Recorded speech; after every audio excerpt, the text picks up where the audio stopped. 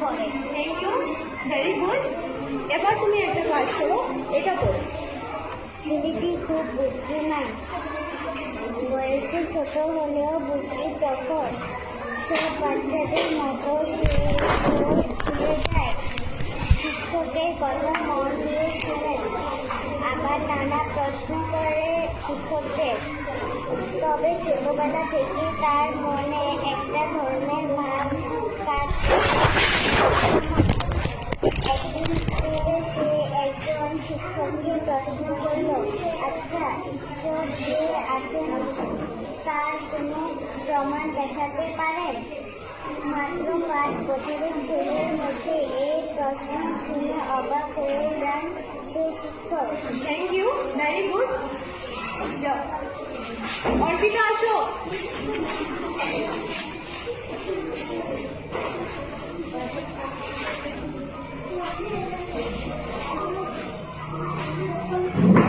এটা করো।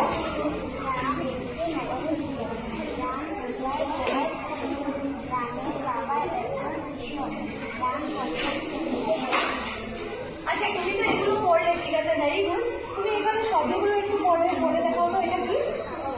তারপর ভালো করে দেখো, ভালো করে দেখো, ভালো করে দেখো, এটা কি? বানান করো, দরকার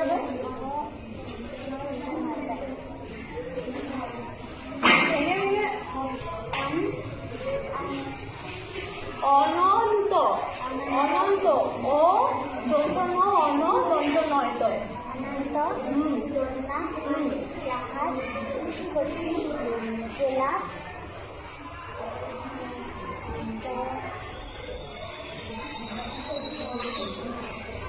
কি দেখো, বানান করো।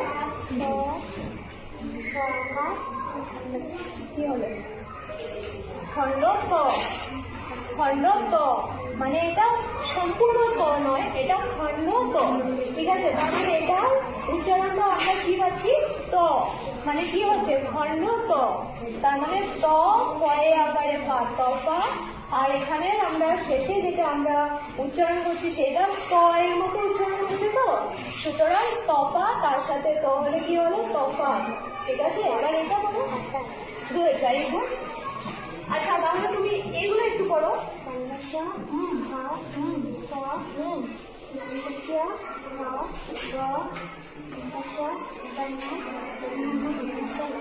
Very good, thank you.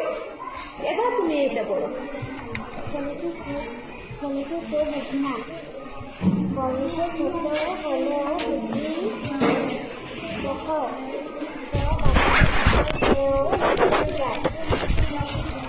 শিক্ষকের কথা মন দিয়ে শুনে, আবার নানা প্রশ্ন করে শিক্ষকদের।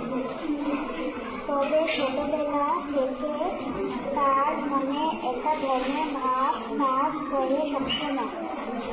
একদিন স্কুলে সে একজন শিক্ষককে প্রশ্ন করল, আচ্ছা, ঈশ্বর যে আছেন তার কোনো প্রমাণ দেখাতে পারেন?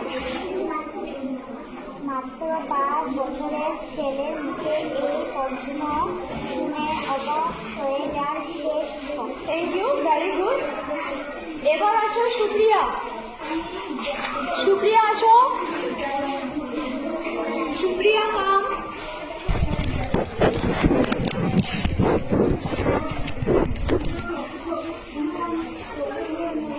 বলো, এখান থেকে জোরে বলবে, আঙুল দিয়ে বলো,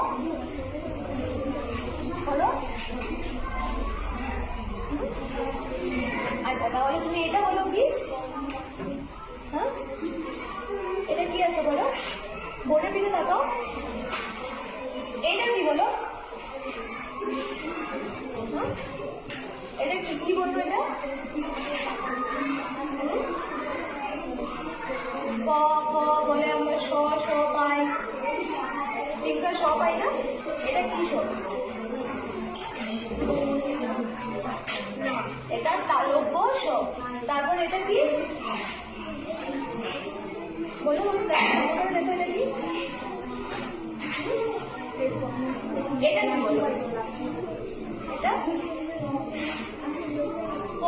আমরা ক ক বলার পর পরপরে কি বলি? পরপরে কি বলি?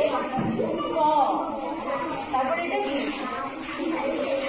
চলো আমি করিয়ে দিচ্ছি বলো। তালব্য স, খ, ক, অন্তস্থ অ, হ, ব, দন্ত স, দন্ত ন, মূর্ধন্য ন, মূর্ধন্য ন, মূর্ধন্য স, ল। ঠিক আছে? ঠিক আছে। আচ্ছা তুমি যাও।